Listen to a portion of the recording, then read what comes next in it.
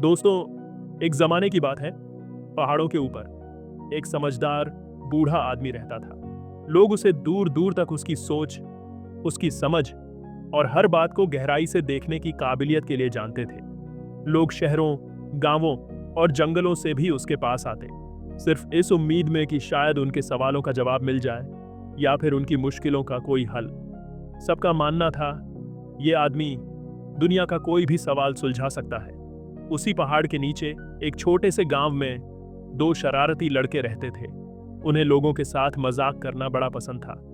वो छोटी छोटी चालें चलते और जब लोग उनकी बातों में आ जाते तो जोर जोर से हंसते और खूब मजा लेते।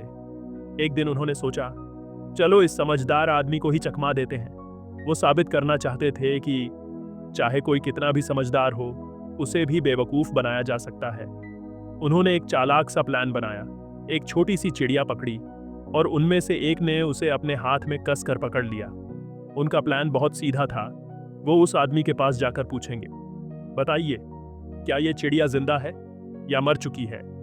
अगर उस आदमी ने कहा जिंदा है तो वो चिड़िया को तुरंत मार देंगे और कहेंगे गलत जवाब। और अगर उसने कहा मर चुकी है तो वो चिड़िया को उड़ा देंगे और फिर कहेंगे गलत जवाब। दोनों ने एक दूसरे को देखा, मुस्कुराए और अपने प्लान से बहुत खुश हुए।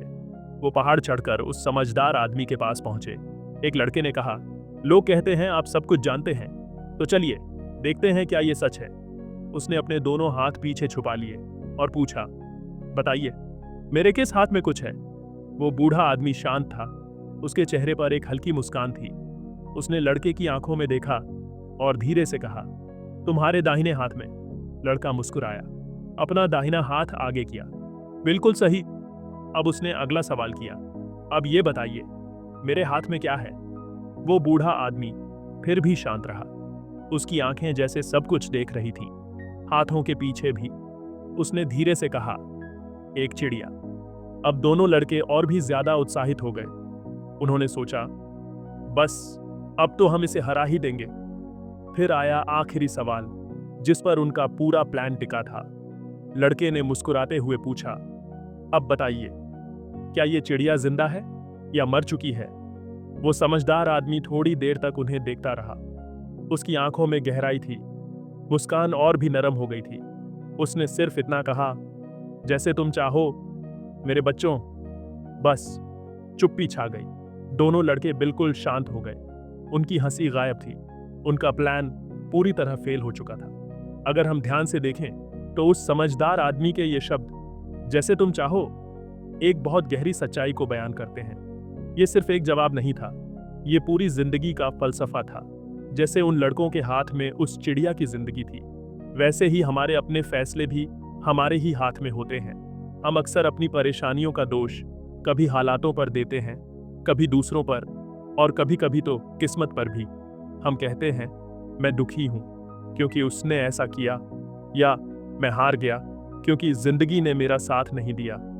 लेकिन सच्चाई ये है, हमारी ज्यादातर खुशी, सफलता या दुख इस बात पर निर्भर करता है कि हम हालातों पर कैसे प्रतिक्रिया देते हैं, न कि वो हालात क्या हैं।